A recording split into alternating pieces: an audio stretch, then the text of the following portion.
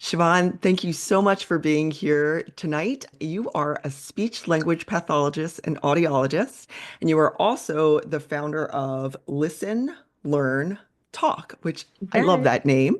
Can you thank you. can you start by telling us what is speech language pathology? Sure. Thank you. Thank you for having me. I'm so excited to be here with you. I know we're going to have a great chat tonight. Yeah. So, speech language pathology is basically the area of science that works with communication. So, there's speech and there's language, which are not the same. A lot of people think that the two are interchangeable. They're really not. Speech basically speaks to the mechanics of how we communicate. It has to do with your articulators, how we make sounds, and things like that. Whereas language is the what. So the speech is the how we communicate, and then the language is the what we're saying, the content of our communication. So a speech language pathologist would work with someone who has any type of deficit in any of those areas, And and then they the can be broken down further. Oh, okay. And sorry, I interrupted. And then the audiology portion is, I'm assuming, the Is the hearing. hearing. Yeah. Yep. Yeah, so I actually went to school. When you do speech language pathology or communication disorders in school, at the undergrad level, the two programs are together so that you Hmm. get an understanding of what they both are. And they're very much interrelated. So you have language, you have hearing, and you have speech. So a lot of times you'll study both at the undergrad level. So when you get to the grad level, you have to make a decision on which way you want to go. So at that point, I decided to do my master's in audiology. And in the master's program, you have to do what we call practicums, which is just like practice in the field. Did that and I realized I hated it.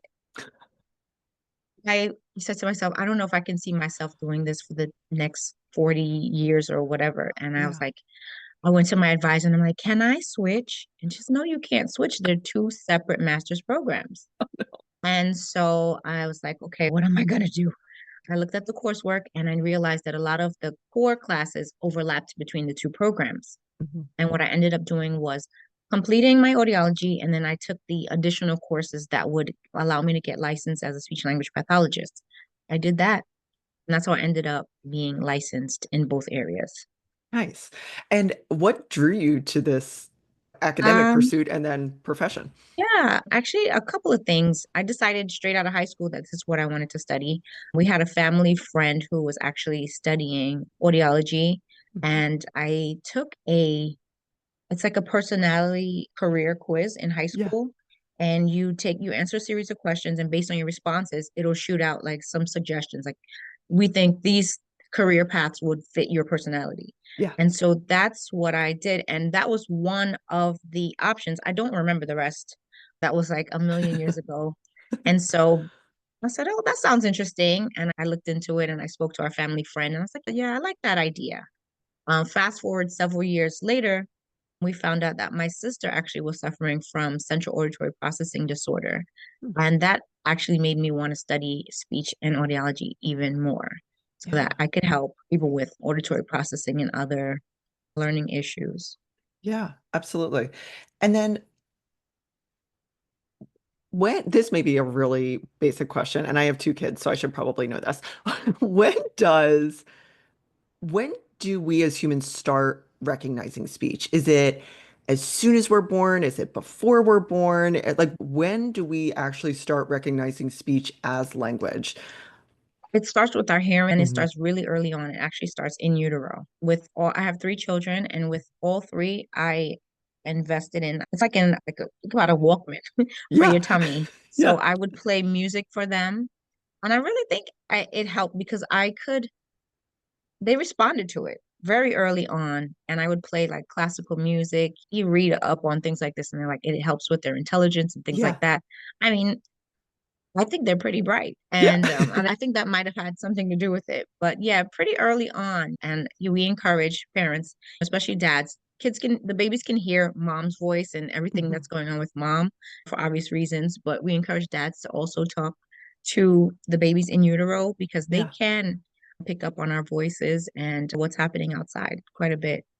That's so interesting. And then Mhm. is there, obviously there's the hearing portion of it. Is there a connection with either eyesight or feel if they're signing with the connection of sounds to language? Or does that not Um, matter so much?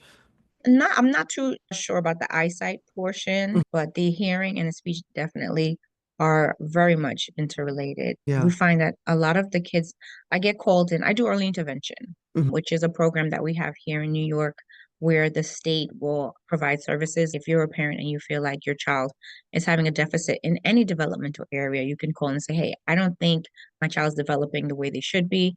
They would send in a professional in whatever area you're looking for, and we'd come in and we do an evaluation and let you know if your child is performing at an age appropriate level.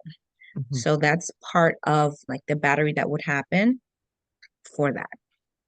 And what should parents look for, or what are some indicators of their children maybe not hitting traditional markers of speech? So it would depend on the age and what we look for, but in general, when your child is about 2, they should start to be putting 2 words together and making short phrases. At about 18 months, you'd expect to have about 50 words. As they get older, those things that we look for would increase. So if your child is younger than that, you want to look for babbling. Are they babbling? Are they responding to their name? Are they following directions? Things like that. These are the things that we usually look for when we come in to do an evaluation, but it all depends on the age. Yeah. And obviously, the older they are, the more skills we're looking for them to have. Yeah. And is there any difference in terms of language development with bilingual or multilingual kids, or is it a little bit different? That's actually a myth. People think that when children are bilingual, that they're more prone to having language disorder. If they're having language delay or a language disorder in one language or two languages, it's not necessarily going to be related. So Mhm. the idea that learning two languages at the same time is going to confuse a child is actually a myth. So I actually encourage people, if it's available to you to learn another language, I would say definitely expose your child. It would not hurt them at all. Yeah, yeah. And why is intervention early so critical for kids and their speech development? I can't even emphasize how critical it is. I've been working with the early intervention program for over 20 years and I've seen it do wonders for children. And like I explained to parents, there's actually something called a critical language period for Mhm. children, and it's roughly between ages of 2 and 4. And that's a time in their lives where their brains are like soaking up everything. And you'll see what we call a language explosion. So a lot of learning is happening at that period. And so that's why you want to get in there as early as possible. So the earlier you get in and remediate whatever might be going on, the better the prognosis for the future. And when kids get that intervention early on, they're less likely to continue to need it going forward. Yeah. And do you have any success stories that you can share Oh, that from early intervention that you'd like to? yeah, I've had 20 years plus of success stories. So That's great. That's so it's hard great. to pick just one, but just in general, when a child is, I go into the home and I love my job because I go in and I work so closely with the families. At the end of it, I end up feeling like a part of the family. It's really a good feeling when you Yeah. have a child that you come in obviously because there's a problem, but you're able to watch the progression of the child. And not only can you see it, the parents see it, and the child themselves, they see it, and they feel it, and you can see it in how they interact with the other siblings, with the families. And it's really a good feeling. You can see the fruit of your labor. Yeah, absolutely. And talk about a child probably feeling seen, right? Once they Yes, can communicate in a different absolutely, way. absolutely. And a lot of the parents don't realize how closely related behavioral issues and speech issues go together. Think about it. If a lot of these children have great comprehension, it's Mhm. just the expressive part that may be giving them a little trouble. Think about it. If you know exactly what's going on and what you want to say, and the mom or dad or whoever is just not getting it, it's extremely frustrating. And they're little people, they may not know how to get things across. One, because they're having communication difficulties, and Mhm. two, because they're a toddler. So there's going to be a lot more tantruming and things like that when they can't get their wants and needs across to their caregivers. So when you start to see those words coming in, those behaviors tend to decrease because now they have a way to let you know they want the red one, not the blue one, or whatever Right. it is that they want that's sending them on a tizzy. Right. Communication is so critical for human Mhm. beings, and it's amazing how early we communicate our needs, and to Oh be able to yeah. have words to do it is just that additional layer that And even is, before words, yeah. as a mom, one cry versus the other Mhm. cry versus the other, the wet cry versus the I'm tired cry. Yeah. So even that is communication. Yeah. Or the you're fine cry versus the Yeah. uh-oh, you're not fine cry. Yeah, Like, like you better get moving, mom, cry. let's get to the Yeah. first aid kit. So Yeah. Oh yeah. we talked a little bit about I love the Walkman with the music. What are some other things in early development that parents can do to encourage speech? And what are some things that might be new than maybe when you and I were kids that you find parents have access to? I would say reading. That is my absolute number one answer every single time because it works on so many things, so many skills. You build vocabulary when you read with your children.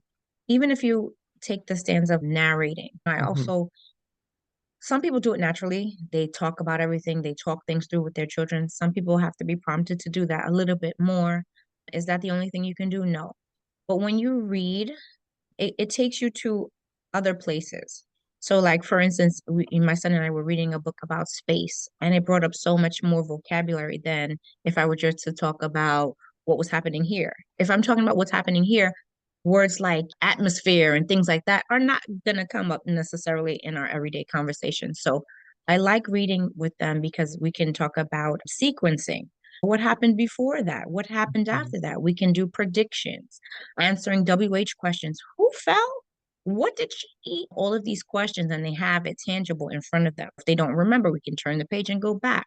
So Yeah. I really would say reading is number one. Number one, Yeah. absolutely. And as far as things that are new, I'm old school. Like I said, I've been doing this Yeah. for 20 plus years. Yeah. I was just having a conversation with someone today, and I said, I got my first cell phone when I was 18. Yeah. Whereas kids are getting phones at, I don't even know, 7 today. A lot of therapists do a lot with apps and things like that. I'm not an app type of therapist. Do Yeah. they have their place? Yes, they do. They can. But I'm just like, we're losing the art of communication. You see it. You go out to a restaurant, no one's talking to each other. Everybody's looking at the top of your head as you look down at your phone. So I'm not a fan. Yeah. I'm just about getting down on the floor, rolling around, playing with toys, being silly. Another reason why I love my job, and just connecting. Yeah. So for me, I would say if it ain't broke, don't fix it. Reading and just play. It's just that's my style of therapy. And I find that it works. It Yeah. just works. Absolutely. And it's nice to hear too, if you're a parent or a caregiver that's dealing with a situation where they need intervention that may be a little overwhelming and just the basics, just play, Absolutely. read, talk, sing. That's everybody can do that. So that's really Yep. encouraging to hear. And it Are they costs nothing and it's nothing? free, right? Yeah. Yeah, exactly. I always think it's interesting. My kids are 14 and 11, and don't tell my 14-year-old that 7-year-olds are getting cell phones because he didn't get one for a while. He just got one recently. But I find it so interesting that we try and decrease screen time at home, and yet there's so much of education that is screen time. And like you said, you go out and adults and kids on their phones and not talking to each other or out in the park or wherever. And, I'm Everywhere. guilty of it too, but I feel like screens are just really ruining our connection to each other and to ourselves in the world. Like it's pretty wild. Yeah, it is. And given what I do, I can see it and its effect on the children. It's kind of like I feel like in the future, maybe 10 or 15 years in the future, we're going to have studies that show what I suspect as far as communication skills, interpersonal skills, because you can see it. You can Yeah, see it. It's quite obvious and it's starting younger and younger. I'm a mom. I'm busy. Sometimes I need a moment. of So if course. I Yeah, said my kids don't get screen time, I'd be a liar. yeah, And they do. yeah, It's just a part of our life now. But sometimes it does trip me out when I go out and I see babies in the stroller with the phones and they're swiping. And it's like a must have. What did you do when you were in the car? Did you have an iPad in the car? We didn't even have such a thing. You looked out the window, you counted raindrops, yes. you looked for the blue car, the red car, punch buggy, no punch back. I don't know if Yep. you remember that. Yep, yep. But Like you did things with your imagination. You talked, you listened to the The radio. radio. You just used your imagination, right? Or you Yeah. connected with you, or you bother your brother. Yeah. Just normal things. I miss that. Yeah. I think that was what made us who we are and the relationships that we have with each other. I'm scared for the future What in are terms your of, predictions? Yeah, what are your predictions for the next sort of well, in I 10 or mean, 15 years, what we might see? I'm seeing them now. Communication skills are lacking. Children don't even know how to introduce themselves, how to start a conversation, how to answer questions, how just conversation. It's Mhm. kind of gone. Even writing skills. Everybody's writing now like they're writing a text. Mhm. Punctuation went out the window. Well, Yeah. I don't know. I remember this was a few years ago, and my son had a question about homework. So I was like, okay, let's email your teacher. And I sat down with him. I was horrified. I was like, okay, we have to learn how to write an email because it looked, I don't even know if it was a text message. It looked crazy. I was like, what is going on here? Yeah. And I'm guilty of it too. It's a changing world, and I'm not anti-technology whatsoever, but the amount of times I've gone to ChatGPT for help on things that I'm like, just take a second. You can do this. Just take a beat. You don't need Yeah, you could ChatGPT's take a help. second to do this, but ChatGPT can do it in half a second, right? Or yeah, exactly. Or I'm like, oh, just get me started. And ChatGPT's here it is. And I'm like, oh, Yeah, thank you yeah. so much. But it's amazing how quickly Don't even feel we as bad. adults get into those routines that are changing the way we interact with each other. Yeah. So, on the flip side of this, later in life, what are some of the things we see with speech as we age? As we age, I can speak to that on the audiology side first. As we get older, things start to not work as well as Hmm. they once did. We can talk about presbycusis, which is just hearing loss due to aging. You hear based on your nerves and hair cells and all kinds of anatomy going in there. And as you get older, those things start to diminish and you start to lose certain sounds. I see this all the time with my kids and their grandparents. As kids and women, your voices tend to be a little bit higher pitched. And with that aging, that hearing loss due to aging, we tend to lose those higher pitches first. So a lot of times I'll see that kind of dynamic between my children and the grandparents where grandma might ask something and they answer, but she can't hear it. Yeah. And so she'll get frustrated or upset. These kids are not listening. And I have to step in and say, they did answer you. They said this. It's a breakdown in communication that happens sometimes when we start to lose some of those faculties, hearing being one of them. And with speech, sometimes as we get older, we start to experience things like strokes and aphasia is another thing that kind of could happen as not just as we get older, but just speaking of the aging population, where it's similar to when we talked about the children who are having language delay where they just can't find the words. A lot of Mhm. times when people have strokes, it's also a very frustrating experience because they're completely there, but they just Mhm. can't get the words out. So Mhm. that in itself is another frustration that could happen as we age and things start to wear down Yeah. with our bodies. Yeah. And then do hearing aids amplify or do they help with those, like the higher pitched Sorry. sounds? So hearing aids are actually just amplifiers. Amplifiers. Okay. They make sounds louder. But as technology gets better, they do a better job of kind of filtering out the things that we want to hear versus the things that we don't want to hear. They're not perfect. They're not perfect, but they do help. And you want to sit down with an audiologist. And it's not just about here's a hearing aid, put it in and just go live your life. There's a lot of counseling that goes in with hearing aids. You want to take into account the person's lifestyle. Are they active? What are their needs as far as their hearing? You also want to think about touching base with that person regarding their expectations. I find it's very important to manage people's expectations when they get a hearing aid because they think it's going to be like this magic pill, put it in, and they're going to hear like they were 16 years old. Mm. And a lot of times that's not the case. And sometimes dealing with the older population, they get a little short with you when it's not the way they expect. That's part of life, isn't it? Once they have those expectations managed and that you work with them and you say, hey, you may hear it's going to amplify everything. So if you're in some place that's noisy, you might want to sit closer to the speaker. So we just counsel them on ways to make it better. Is it going to Mhm. be perfect? No. We just work on how to make things better. Yeah. Yeah. It's interesting. Like I mentioned, I'm in South Florida and there's vibrant older community where I live. Yeah. And a lot of folks I've met, especially in their late 70s and in their 80s, have told me that they've used their AirPods instead of hearing aids, that they like their Really? AirPods more. And they felt like it was more defined, which I'm like, ooh, okay. That I just thought that was so fascinating. So I'll see That's these, interesting. I see like my teenage son's friends always with their earpods in, and then I see 80-year-olds with earpods in all Talk the about an age gap, time. right? Exactly. That's really interesting. And then, so how do cochlear implants, how does that work? So the cochlear implants, they stimulate the nerve. Okay. So it's actually a pretty big procedure, like a surgery that Mhm. someone would go through to get something like that. So that's like beyond the level of a hearing aid. The hearing aid would sit in your middle ear. The cochlear implant would bypass that and go directly and communicate with the brain. Wow. Yeah, Yeah. that's amazing technology. Incredible. And Yeah. does that have to be adjusted as you age or?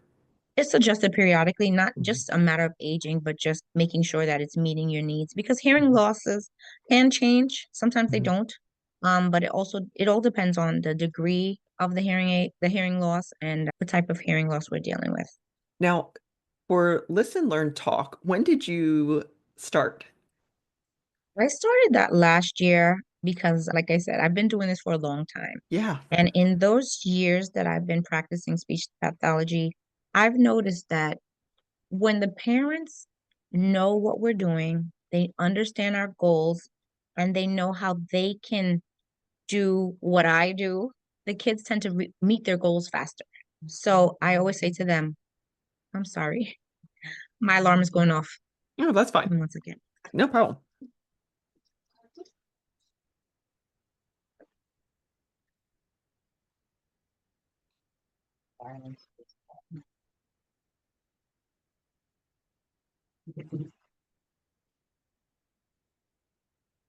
Turn the whole phone off.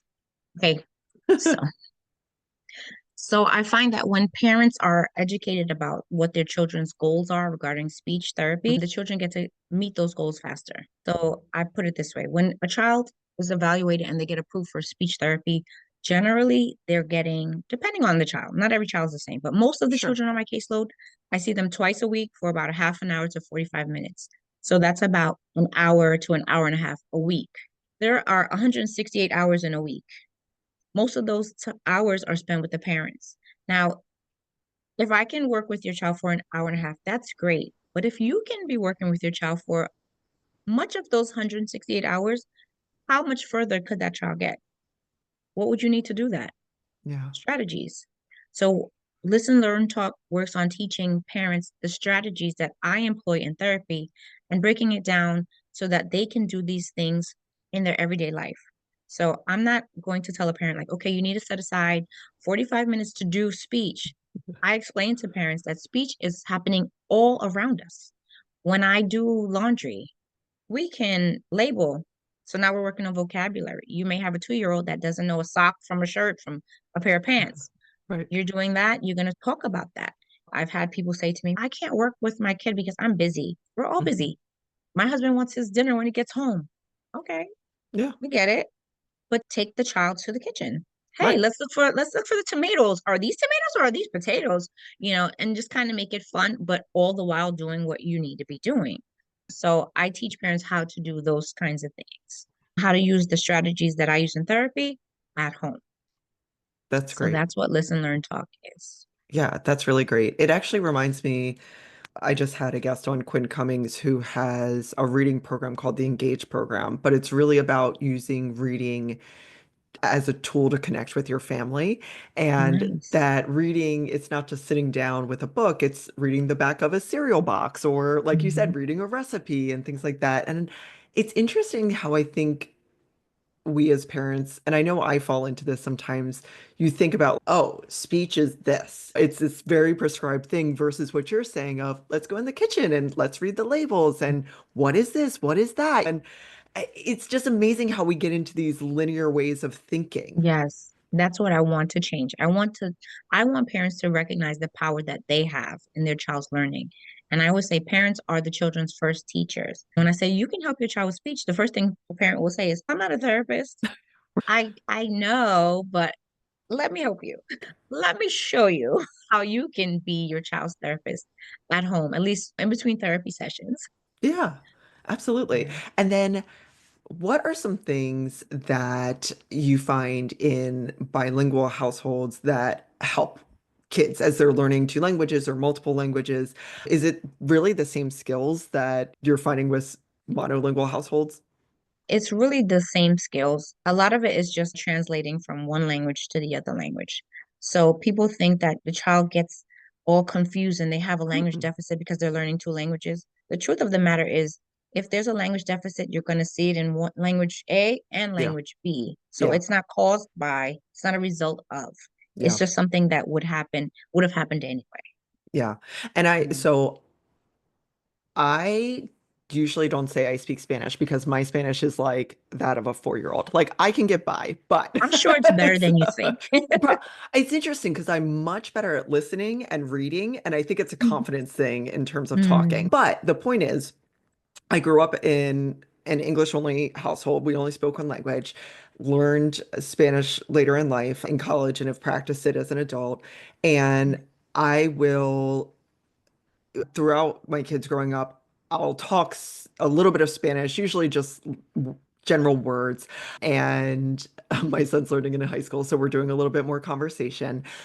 And I guess my question is someone who hasn't, I wouldn't consider this a bilingual household. That's a really long way of saying I don't think we're a bilingual household in any way, shape, or form. But do you find that households that may speak a language outside of English all the time at home and then kids are getting English in the classroom, is there an advantage of one versus another? Or I know when I lived in DC, like immersion schools were really popular, whether it was Mandarin or Spanish or whatever, where kids are getting maybe 100% of one language one place and 100% of a language another place? Or does it matter? Is there any studies around that? The studies that I've seen regarding bilingualism actually state that bilingualism actually helps with the children's intelligence. Mm-hmm. So I would say if that's something that you have access to, I would definitely pursue that. Yeah, Absolutely. Yeah. yeah. It's interesting how so many other countries, it's common to speak multiple languages, and here we just don't. It's really wild. It's wild is one way to describe it, Yeah, but yeah. I always say we live in a global world. It's a global world. Like we yeah, need to be able to communicate outside of just here, just English. So right. it really bothers me when people are like, just speak English. No, you should speak more than one language. I think Yeah. I don't know, for whatever reason, our society doesn't value it as much as so many other societies outside of the US. Yeah. But you'll get it. I'm sure your Spanish is much better than you think. When I was in It's Spain, it never was too late. popping. Yeah. When I was in Spain, because I had to. And Yeah. it was funny because people would speak English to me and I was like, Español, por favor. Let me try. Like, let me try it. And then Yeah. they would help along, which I so appreciated. But even going to Miami, you have to have Spanish, which I love. But yeah, I think that there is, and there's probably a lot of reasons for it, but I do think it's interesting that there's this push from some people of one language when the rest of the world speaks so many languages. That's Yeah, interesting that it definitely. doesn't matter. It doesn't matter how kids are getting multiple languages, they'll pick it up. And Yeah. I remember reading something years ago, so this may not be accurate anymore, but it's something about we have the ability as babies to hear all language sounds, and then does it Mhm. shrink, or how does that work?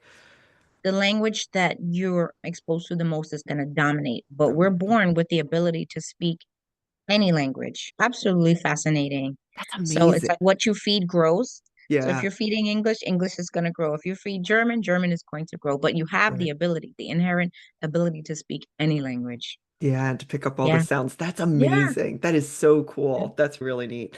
And how have you seen the field change over the years? It's grown. A lot more people know about it because I remember very early on when people say, "Oh, what do you do?" And I'd say speech pathologist. What is that? No Right. one had any idea. But if I say speech therapist, a few more people might be familiar. So I've seen it grow in the sense of more awareness about it and what we do, the services that we provide, the areas that we work in. I work with children who have language delays and disorders. I don't do too much of like articulation, which is more of a speech issue. Like if you have a child that has lisps and things like that, that's not my bag. I really like to work with kids who have difficulty communicating their wants and needs because for me, that transformation is so big, to be able to go from no one understands me, I can't get what I need because I can't communicate to I just want to be quiet. I love that. Families love that. The kids, most of all, they really feel proud of themselves. Yeah. And that's where I feel the most fulfillment in my work. Yeah. And what advice would you give to someone who may be younger listening to this and say, this sounds something I'm really interested in? What advice would you give to someone who's I looking would into the say do field? it. Yeah. I would say do it in a heartbeat, in a heartbeat. I always say the hardest part of my job was school. And I enjoyed school. Like I had fabulous professors. They were so Yeah. supportive, which I think was very important for me because this is a field where there aren't too many, a lot less African Americans you find in this field. So it could feel a little lonely, but the professors and the faculty, they supported me so much. So I would say do it. School, you'll get through school, especially if you like school, if you're like a student at heart, you just Yeah. study, you hit the books. I did what I had to do, put my head down and just did what I had to do. And yeah, that was the hardest part. Yeah. I don't feel like I'm working, like how they say you find something you love to do, you'll never work a day in your life. Love that. My husband always teases me like, "You're tired. You're tired. You just play with kids." I'm like, we play, it's work. Yeah. It's Yeah. play with purpose. We play with purpose. Is my job fun? Yes. Yeah. We're actually doing work and making a difference, big difference in their lives. Yeah, absolutely. I love play with purpose. And your husband has to remember how much energy kids have when they're that Oh, he's young. teasing. He knows. He watches this every day. He watches me every day. Yeah, He it's knows. funny. I have a nephew who's 3, and I was visiting him recently with my sister, and we just sat down and looked at each other, and I was, there's 2 of us and 1 of him, and we're outnumbered. It's Like, like the kind of look you don't even need words for. It's like, exactly, exactly. He was still ready to go. So I was like, whew, bottle that I don't up. think I I'll, mentioned this. I also have a language-based childcare program that I run. yeah, tell me more about it. So when I had my first daughter, who's turning 14 next month, Mm, was nervous to go back to work. It was my first. I'm like, I can't be separated from her. She can't even talk. I won't even know what's going on throughout her day. And just like a nervous first time mom. And I said to my husband, I said, I want to stay home with her. And he's, we have bills. And I'm like, okay, well, like that's a brainstorming. I'm like, if I can figure out something that I could do at home, could stay at her and help pay those bills. So I said to him, I'm going to start daycare. So I did. So it's not just any daycare, it's a language-based daycare. So I always give the example. So if at a regular daycare, kids are doing a puzzle, we're not just going to sit and do a puzzle. We're going to get all the language we can. We're going to label, we're going to sequence, we're going to do all the things that are language related of all the activities that you would normally see at daycare. yeah, Another reason I decided to do that was because I saw clients in daycares throughout the city. yeah. And a lot of times I would go in there and I would be so disheartened because the kids weren't being stimulated. They were just there. And I'm like, Mhm. oh my God, please don't make me have to put my daughter into something like this. Yeah. I know what kids need. I know what they need to grow and to be the best that they can be. And this is not it. So that's what led me to doing that. I wanted to create a type of program that I couldn't find for my daughter. So my goal with that was like, okay, my goal is that I want to be able to stay home with her first year of life. I just told her she's about to be 14. I'm still doing it. My gosh. I had 2 other kids after that, so I was able to stay home with everybody and support my community. So Yeah. I don't advertise.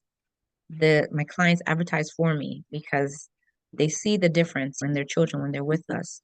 And a lot of the kids that I have, they stay with me from birth all the way until it's time to go to kindergarten. Wow. And when they get to kindergarten, you know how they test them to see what they know. Yeah. They always go to the parents and say, where did they come from?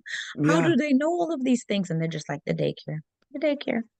So I do that. I do early intervention and I'm here with my kids, juggling it all. But Yeah. yeah, You're busy. How are you juggling everything? I don't sleep too much. I'm exhausted, but I love what I do. Yeah. So, like I said, when you find something that you love, you don't feel like you're working.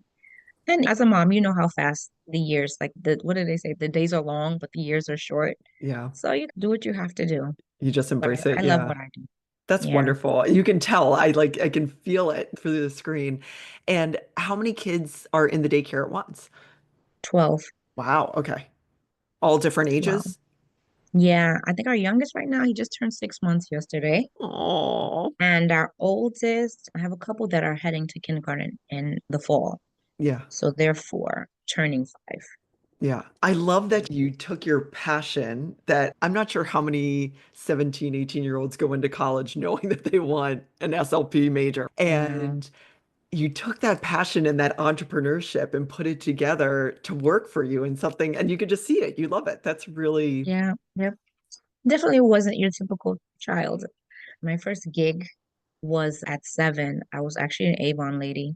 I don't know if you remember I Avon. love Are you it. old enough to Yes. remember Avon's Avon? calling. Yeah. I was an Avon girl. Love it. So I've always had entrepreneurial spirit about me, and I don't think that's something that'll ever change. That's great. Amazing. And do you have another idea for the future or sticking with what Mm, you're doing for now? Most of my parents would like to see me expand to a commercial daycare. Mm. Not sure if I want to do that because right now I call my daycare family style. Yeah. They come in, they're all over my home, and they just feel at home when they're here. Yeah. But it just works. I don't know. For right now, I think we're good. That's great. That's awesome. I can't wait to see what you do next because I feel like you'll have an idea when it comes. Like you have They come, they just come. I never know when they're coming. So we accept them. We welcome these ideas. Yeah. That's wonderful. That's very cool. Is there anything that we didn't talk about that you wanted to mention or highlight? I don't think so. I think we covered most of all the many millions of things that I'm working on. Yeah. So when are you writing your book? And I actually did write a book. so tell me about that. Yeah. I wrote a book for girls. It's called Dear Daughter, Love of Mom. Uh, And I wrote it actually, it started as a journal to my oldest. I said to myself, tomorrow's not promised. I know it's a little morbid, right? no. But there's so many things that I want my daughter to learn from me and not like from her friends. Lessons that I've learned, things that I just want to share with her that I want to make sure that she gets. So I started to write this little journal. As I'm writing, I'm like, this is like good advice Yeah. about boys, about finances, about everything you can think of that your mom would want to tell you. And I Yeah. said, this could be good, not just for my daughter, but anybody.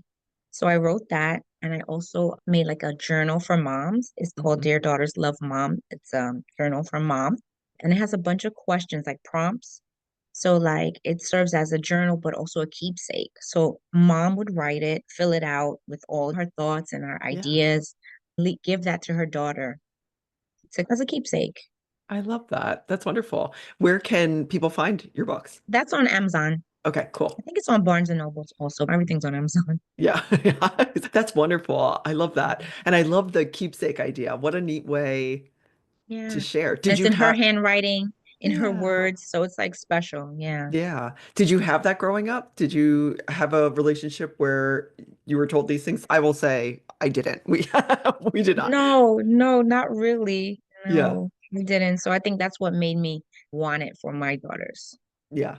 It's Yeah. interesting. I feel like it's not that my mom and I didn't talk, but we didn't talk about those sorts of things. And I don't Yeah. know if it's generational or what, but I think it might be because we yeah. were the same. It was just like she was just about the business. Yeah. Yeah. Yeah. And life was very busy. So I get that. But I Yeah. feel the same way. It's I want my kids to know these things. And like you said, Yeah. I think that piece of I want you to hear from me and not some other 13 or Exactly. 14-year-old. That's not, we're not doing that. So Mm-mm, not at all. no. So now that I have a son, everyone's asking me, when's Dear Son coming out? I'm like, Yeah. oh my God. Yeah, you got to I do wrote it. that when I had one child. Now I have three and two businesses. So I don't know. Give me a moment, ChatGPT, maybe. put the book in and be like, adjust this The for my help where son. you can. Exactly. That's great. So, what advice would you give to your younger self, knowing what you know now, whether it's professionally or otherwise? I would definitely say have more fun. Mhm. Have more fun. I think I was always like, my mom would always tell me like how her friends would ask her, where'd you get this one? She's a little aristocrat, just like a little adult in a child's body. Yeah. I was always very serious, very focused, very driven about my business. and I feel like I neglected to have more fun. Mhm. So I'm trying to do that now, but it's kind of hard with three kids, business and all that, but I'm trying to Yeah. make more room for fun. If I were to tell my younger self, looking back, I would say make more time for fun, travel more, take the trip. Yeah. I would definitely say more fun. Yeah. And I think you've talked about this actually quite a bit in our conversation, but what do you love most about what you do? I love working with the children. I love connecting with them. I love empowering them and showing them that they have a voice and helping them find their voice. So I think the journey is what's most enticing to me, just being a part of that. And and most of the time, it works out that when we're done with therapy, we're not done with our relationship. So I Mm, feel very connected to my community because I tend to work with the children in my community. And sometimes my husband hates going out with me to the supermarket because what should be maybe a 30-minute trip turns into 2 hours because I can't take a good 100 feet without stopping and seeing somebody who I either took care of in daycare or provided speech service for. It's just very grounding, which just feels like a big part of the community, and it feels yeah. good. Oh, Siobhan, I just got chills. That is so special. It is. It That's really really is. special. Yeah. And how can people find you? I'm on Instagram mostly. Instagram, like I said, I'm a dinosaur, so I'm learning, but I'm at Listen, Learn, Talk on Instagram and on Facebook, YouTube, and TikTok. Awesome. Great.